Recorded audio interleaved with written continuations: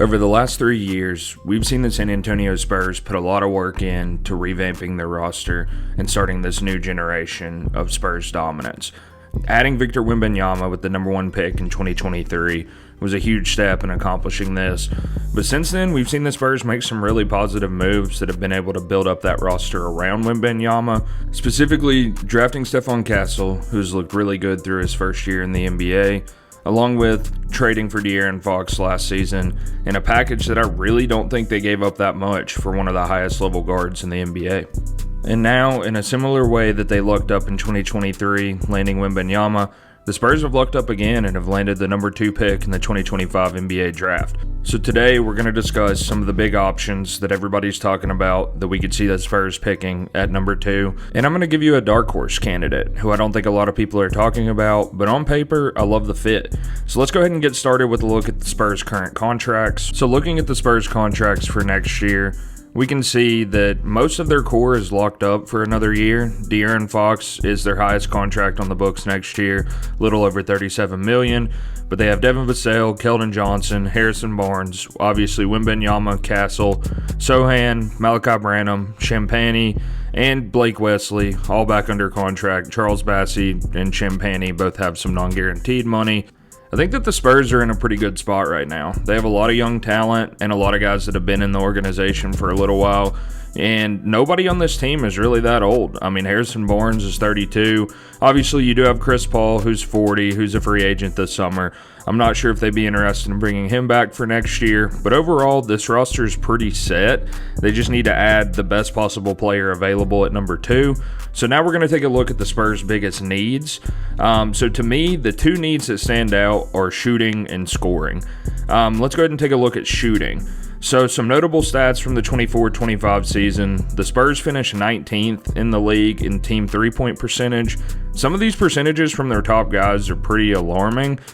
Fox, 27.4%, Castle, 28.4%, and then Sohan and Johnson were just barely above 30%.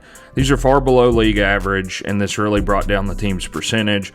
Now, obviously, Fox did not end up playing that many games with the Spurs, so a lot of his stats were with the Kings last year, but he's got to get that number up from 3. 27.4% is terrible, and Fox has just got to be better next year. Castle, the shooting has been something that's been a concern since he was in high school. I think that it's more of a long shot to see him become a 37+% three-point shooter, but getting it above 30 is going to be crucial for him. The crazy thing, though, that I noticed is the Spurs were 7th in three-point attempts, so they're having no problem getting threes up, and they were 9th in three-point makes. So when you look at those, not bad, but their efficiency, 19th on the three-point percentage. So you can imagine if they're getting up that many threes a game and they're still top 10 in makes with that low of a percentage, if a couple guys on the team that are coming back can boost their percentages a bit, and they can add a rookie right here with the number 2 pick that can provide shooting, the Spurs could be in a pretty good spot from 3, but it's just going to take some work this summer. So now as we look at scoring, I mean, these stats are pretty alarming. They were 17th in field goal percentage. Castle, Vassell, and Fox were all below league average. They were 21st in free throw attempts, 24th in makes, 22nd in free throw percentage. So this shows me they just don't have a lot of guys who are great at getting downhill and attacking the rim. And we all know from the top teams in the NBA currently that having that guy that can put pressure on the defense, make them foul you, and get those easy points at the free throw line, that's pretty valuable. So I think that the Spurs need to look to add a guy in this draft who can not only shoot the ball from outside, but also can put some pressure on the rim and go get fouled. So now we're going to take a look at some of the best options here. There's 3 specific guys that everybody's going to mention when talking about this pick. Dylan Harper and Ace Bailey from Rutgers, who are considered 2 of the top 3 prospects in the draft, and VJ Edgecombe from Baylor, who I think is widely considered to be that number 4 prospect behind Flagg, Bailey, and Harper. So which one of these 3 is the best fit for the Spurs? Well, we're going to get started with Dylan Harper, and we're going to look at each of these guys individually, and at the end, I'll tell you who I think is the best possible fit for the San Antonio Spurs. Dylan Harper, in my opinion, is one of the most well-rounded, ready-to-play guys in this entire draft. When we look at his measurements from the combine, his height without shoes, 6'4.5", 213 pounds. The wingspan really stands out, 6'10" and a half arms. So dude's got a pretty big wingspan to be the height that he is. And when we look at his statistical performance as a freshman, he averaged 19.4 points per game, shot 48.4% from the floor, 33% from three, which obviously is not amazing. But if you watched Harper, he did make a lot of big threes in big moments. So what do I think that Harper will bring to the San Antonio Spurs? I think number one, it's a true point guard. If you watch Dylan Harper, the way that he facilitates, the way that he gets his teammates open, makes great passes, and the way that he uses his drive to get his teammates open when the help comes and he can kick out the wide open shooters, it's very impressive. I think the one thing that held Harper's numbers back a little bit last year was that he was playing on a pretty terrible Rutgers team. Yes, they had 2 of the top 5 freshmen in the country, but the rest of that roster was really bad. So Harper tried his best. There was a lot of games, especially early in the season, where he put the team on his back and carried them to success. But at the end of the day, once they got into Big Ten play, there just wasn't enough on that roster for them to be competitive. But that didn't change the fact that Harper still had a lot of great moments and a lot of really good games for Rutgers as a freshman. Another value that I think he brings to the San Antonio Spurs is positional flexibility. Because although, like I said, I do think that Harper can play that true point guard role, he has the size and the scoring ability to play the two. And I believe that he could be out there with Castle and with Fox. And I'm not sure if they would play all 3 of them together because that is a pretty small backcourt. But I love that Harper can fit with either of those guys. I think that if you have him and Fox out there, they're going to bring you a lot of scoring. The defense may not be amazing. If you have him and Castle out there together, then Harper can run the offense. Castle can focus on playing defense, getting open to hit shots. I think it's a pretty exciting fit. I would say on paper, not the biggest position of need for the Spurs because they do have Fox and Castle. So adding another point guard with the number 2 pick, some may say is not the best use of the pick as far as adding value to your overall roster and getting Wembanyama more help. I would disagree because I think that Harper could work well with all of the pieces that they have. Like I said, I think he's polished. He's ready to go. I think he can make an impact from day one. And this is a guy that I believe 2 to 3 years from now could be the 3rd best player on a championship team. And I don't think that it's crazy to say that at some point in his career, Dylan Harper could be the 2nd best guy on a really, really good team. I love the scoring ability.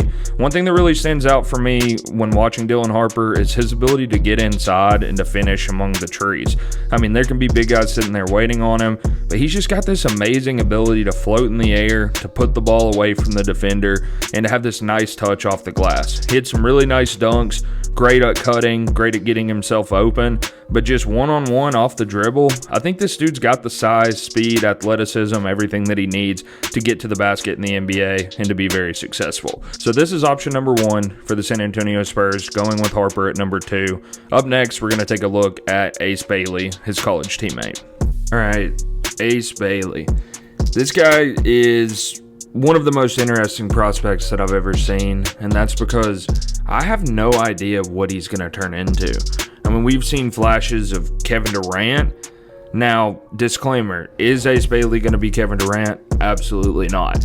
But with his size and shot-making ability, there are those flashes. I believe that some more realistic comparisons are probably Michael Porter Jr.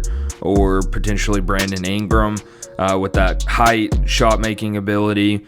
But let's look at his combine measurements. So Ace was actually a little shorter than he was stated to be at Rutgers all year. A lot of people were saying he was 6'10", which obviously is not true. Now this height is measured without shoes, but he measured in at 6'7.5", 7'1.5" wingspan. Pretty good size at the end of the day. Obviously 6'10" would be a little better, but with shoes on, somewhere around 6'9", that's pretty solid for a wing. The big concern with Ace is 202 pounds. So he's almost 10 pounds lighter than Dylan Harper, who is the point guard that he played with. And Ace Bailey plays like the 3 or the 4. But let's look at his scoring numbers. Ace had some massive games this year, specifically the Indiana game where he went crazy. Finished with 19.4 points per game, shot 46% from the floor, 34.6 from 3. Not really much passing going on with Ace, but he did have 7.2 rebounds, which is, pretty good considering that he has got the size to go do it. I like that we've already seen him do it in college. Steals, blocks, pretty solid numbers there. And I think the defense is an area where Ace Bailey does have potential to grow.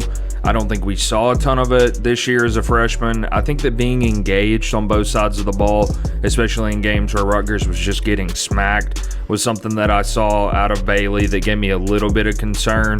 But his numbers as far as offensively are pretty good. So why should the Spurs consider him? Well, I mean, he's massive and he can shoot the ball. And he can shoot the ball over people. He can just get to his spots off the dribble, spot up situations. I mean, he can score in transition. He's had some major athletic plays at the rim this year.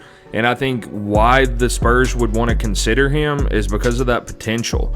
When you think long term of, okay, 3 years from now, all these guys are able to develop, and we're going to have Fox, we're going to have Castle, we're going to have Ace Bailey at the 4, and we're going to have Wembanyama at the 5. I mean, Ace could provide the shooting that you need, athleticism. I love the way his game would complement Wembanyama's playing at the 4 next to him. And I think that right now, while you have Harrison Barnes, if you took a shot on Ace Bailey, it's not like you would need him to come in and contribute massive numbers from the jump, because Harrison Barnes has probably got that starting 4 spot locked up for next year. So Ace would rotate with him, be able to get some experience off the bench, hopefully work on his body, add a little bit of weight.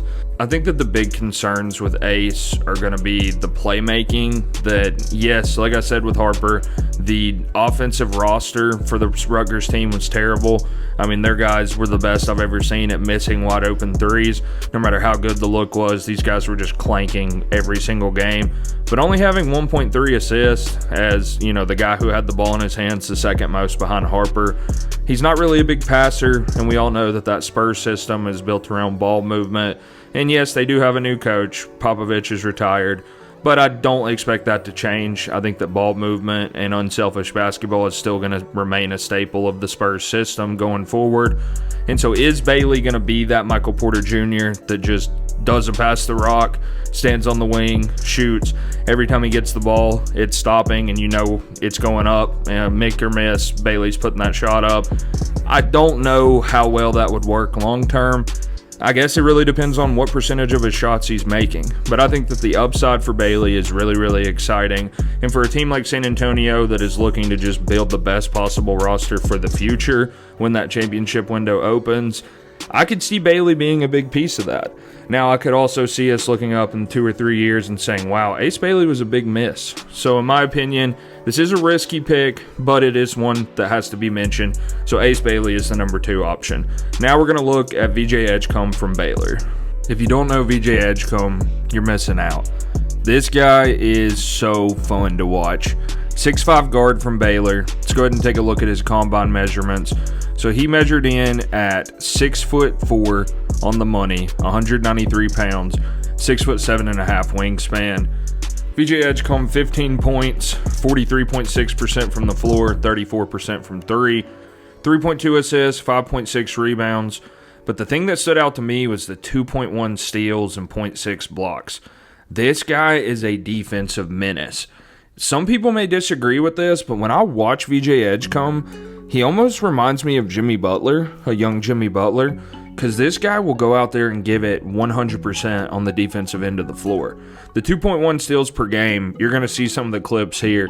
This dude will just go rip the ball from people, and when he gets out in transition, nobody is beating him to the rim. He is going to go boom it, and some of his dunks this season were crazy.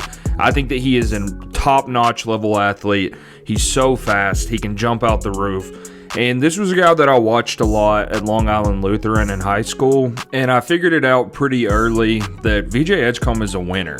Watching him in high school, it was clear that VJ just cared about winning. He was by far the best player on that team, and there were a lot of moments where he could have forced shots that he didn't need to take. But I noticed so many times that VJ just wanted to make the right play, and he gave it everything that he had on defense, even in high school. I think that's a big part of the reason why he chose Baylor, because he knew Baylor had a lot of older veteran players on that roster, and that he most likely was not going to be an absolute superstar there, but he wanted to go somewhere where he could win. He wanted to go somewhere where his defense and his tenacity on that end of the floor could be valued, and Baylor was the perfect place for it. I think that the offensive consistency is definitely a concern. There were a lot of games where he would go, 2 for 7 or 4 for 11, something like that. I don't think that the scoring is quite where you would like it to be, but I do think that he has room to grow there. But I think what you're getting out of VJ Edgecombe is instant impact. I think this is a guy that could come into the game, play 20 minutes. He doesn't even have to take a single shot. All he has to do is just get steals and go dunk it. We don't need a single jumper, anything out of this dude. We don't need any ISO plays. Just go play great defense, make all the intangible plays that we need. And every single championship team, they have guys like this. Guys that are willing to go out there and make plays that aren't flashy, and they're willing to just dive on the floor, go get loose balls, try to block shots, try to get steals. And I think you're going to get a lot of that out of VJ Edgecombe. But the upside there is that the dunks are crazy. This dude has some amazing dunks, and I think that if you can unlock his offensive potential, even if that starts as just getting him looks off cuts, trying to get him as the ball handler in a pick and roll where he can dump it off and then cut straight down the lane and get wide open dunks. I think that the upside there offensively is massive. But I cannot see a world where VJ Edgecombe is a bust. I just think at his absolute floor, he's a 10-plus year NBA player. I think that every single team in the league wants wings that have athleticism and that are willing to play defense. And whether or not the shot ever comes around, this dude could just be a 6'4" Gary Payton II at his absolute floor. Just defensive problem. But I think he's got more than that. And I do think it's going to take time. I don't think we're going to look up in 2 years and say, VJ Edgecombe's averaging 25 points a game. I don't know if he'll ever average 25 points a game.